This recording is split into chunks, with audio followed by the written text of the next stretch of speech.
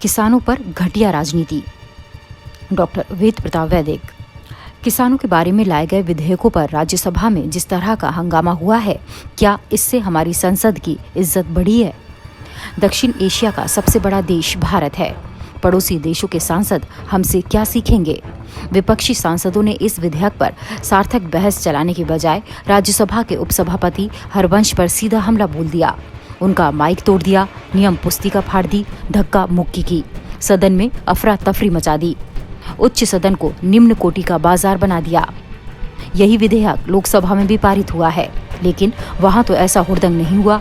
जिसे वरिष्ठ नेताओं का उच्च सदन कहा जाता है, उसके 8 सदस्यों को निलंबित करना पड़ जाए तो उसे आप सदन कहेंगे या अखाड़ा?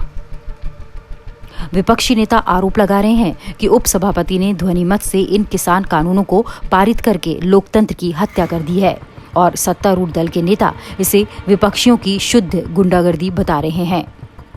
ये ठीक है कि ध्वनिमत से प्रायः वे ही विधेयक पारित किए जाते हैं जिन पर लगभग सर्वसम्मति सी होती है।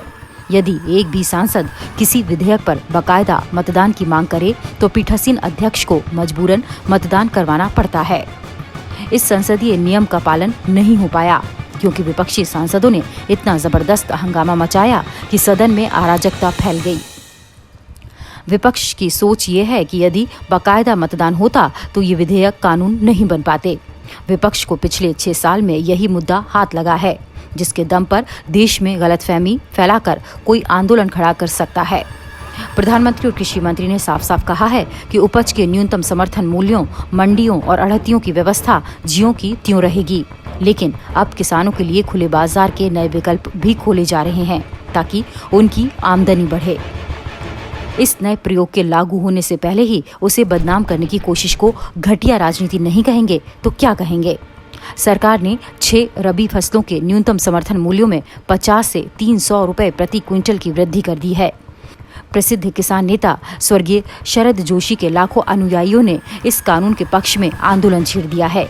मेरी राय में ये दोनों आंदोलन इस समय अनावश्यक हैं।